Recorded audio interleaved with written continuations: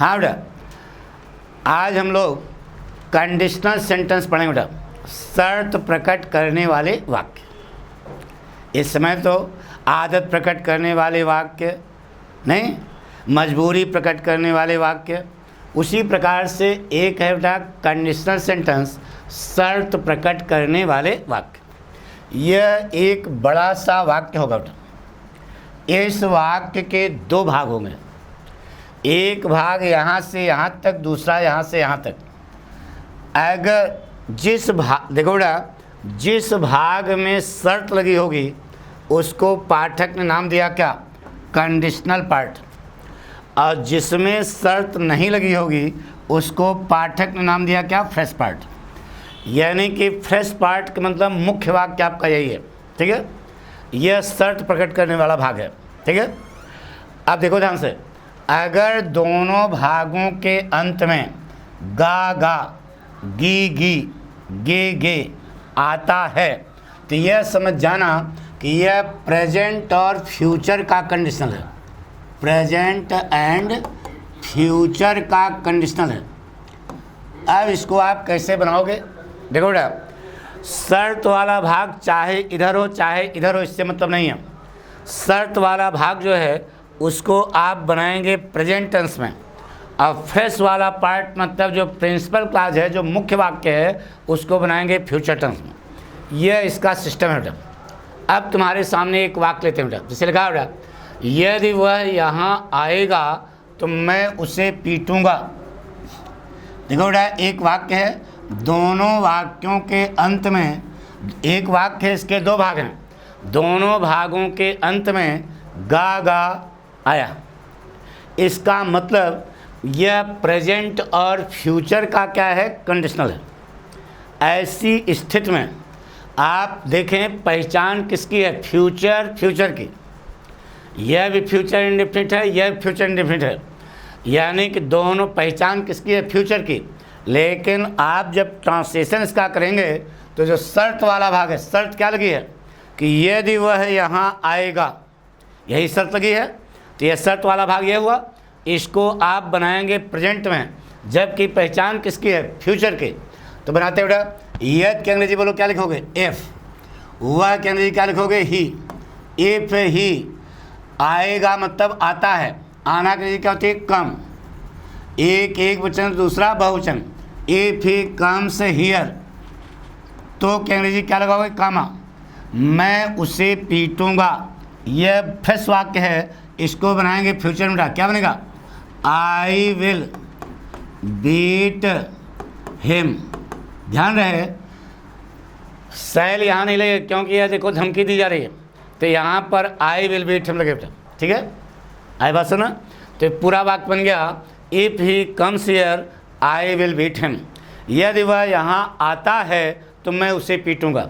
हम लोग हिंदी बोलते बेटा कि यदि वह यहाँ आएगा तो मैं उसे पीटूंगा, लेकिन अंग्रेज जब इसकी हिंदी बोलेगा तो यही बोलेगा कि यदि वह यहाँ आता है तब मैं उसे पीटूंगा। मतलब यह हुआ कि अंग्रेज शुद्ध बोलता है बेटा, क्योंकि वर्तमान में आएगा तब तो फ्यूचर में पीटोगे।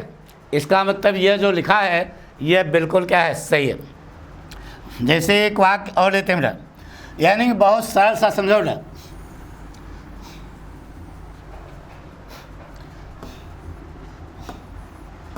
जिसे कहा बेटा,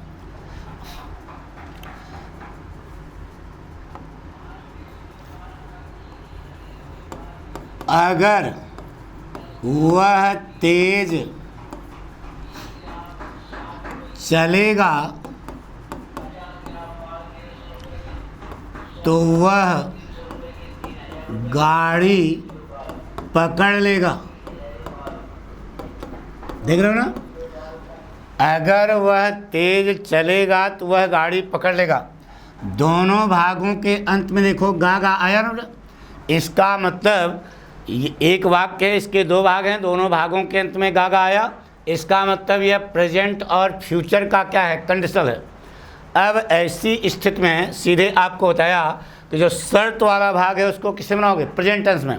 अब बताइए कौन सा टेंस है, पहचान फ्यूचर इंडेफिनिट की है, वह भी फ्यूचर इंडेफिनिट है, लेकिन जो शर्त वाला भाग है उसको आप प्रेजेंट बनाएंगे, तो फ्यूचर इंडेफिनिट है तो बनेगा प्रेजेंट इंडेफिनिट में।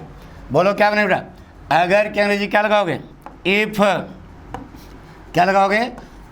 इफ करता, ये देखो ये स्टाइल पर टके, इफ ही चलना की अंग्रेजी वॉक ना। अब एक वचन दूसरा बहुवचन, इफ ही वॉक्स फास्ट, तो क्या अंग्रेजी क्या लगाओगे? कामा।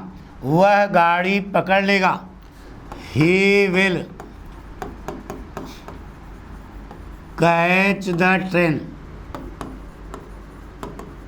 परोठा बन गया। If he walks fast he will catch the train. हम लोग कहते हैं कि फ्यूचर में हवा हवाई बोलते हैं, लेकिन अंग्रेज जब इसकी हिंदी बोलता है क्या बोलता है बेटा? यदि वह तेज चलता है तो वह गाड़ी पकड़ लेगा, यानी कि वह शुद्ध बोलता है बेटा। अरे वर्तमान में चलेगा तब तो फ्यूचर में पकड़ेगा ना गाड़ी, इसका मतलब यही वाक्य है सही। अब निगेटिव बनाना है तो आप दोनों को निगेटिव बना सकते हो अर्थ के अनुसार। इंट्रागेटिव में बवाल है बेटा। इंट्रागेटिव ध्यान रहे, यह सबऑर्डिनेट क्लॉज है, यह प्रिंसिपल क्लॉज है, तो प्रिंसिपल क्लॉज को आप इंट्रागेटिव बनाएंगे बेटा। Will he catch the train if he walks fast, ये सही है। अब जब एक बन गया तो उसके पास चारों आप बना लेना। इसी प्रकार से एक वाक्य और हम आपको समझाते हैं बेटा। शुरू करें से कहा बेटा,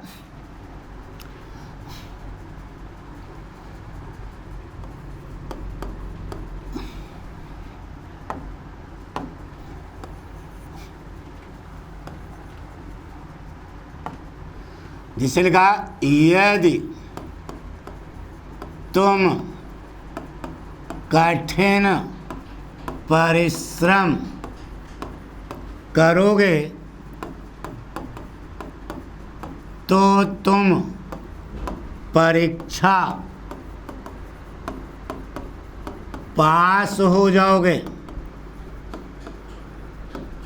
यह वाक्य एक शर्त वाला भाग है, बड़ा सा है। इस वाक्य के दो भाग हैं बेटा। यदि तुम कठिन परिश्रम करोगे तो तुम परीक्षा पास हो जाओगे। देखिए दोनों भागों के अंत में गा गा गी गी गे गे आया, इसका मतलब यह प्रेजेंट और फ्यूचर का कंडीशनल है। शर्त क्या लगी है कि यदि तुम कठिन परिश्रम करोगे। देखने में तो यह फ्यूचर इंडेफिनिट है, लेकिन ट्रांसलेशन करते समय सावधानी रखना कि यह प्रेजेंट टेंस में नहीं उठा। यद की अंग्रेजी बोलो क्या लगाओगे? बोलो यद की अंग्रेजी क्या लगाओगे? इफ तुम कठिन परिश्रम करोगे, यू वर्क हार्ड। क्या होगा बेटा? वर्क्स न कर देना, क्योंकि ये बहुवचन है तो एक वचन आएगा। इफ यू वर्क हार्ड न बेटा कामा, तुम परीक्षा पास हो जाओगे। You will pass the exam. क्या बने बेटा? You will pass the exam. ठीक है, यानी कि शर्त वाले भाग को हम किस में बनाते हैं बेटा? प्रेजेंट में। और फ्रेश वाले भाग को क्या बनाते हैं? फ्यूचर में। यानी वर्तमान में कठिन परिश्रम करोगे तभी तो भविष्य में पास होगे। इसका मतलब यह वाक्य क्या है? सही है। नेगेटिव इंट्रागेटिव के लिए सावधानी रहता है बेटा कि दो अर्थ के अनुसार आप दोनों वाक्य को नेगेटिव बना सकते हो या किसी एक को नेगेटिव बना सकते हो। नेगेटिव बनाने में आपको कोई समस्या नहीं है। इंट्रागेटिव बनाते समय आपको ध्यान रखना है कि प्रिंसिपल क्लास का इंट्रागेटिव बनता है बेटा। फ्रेश पार्ट रनिंग मेन वाक्य आपका ये है। जब इंट्रागेटिव इसको बनाओगे तो यह भाग पहले जाएगा बेटा। Will you pass the exam if you work hard. आई बात सुना? तो इस प्रकार से हमने आपको बताया बेटा कंडीशनल सेंटेंस पार्ट 1। अगला भाग जो है हम कल आपको बताएंगे। Thank you.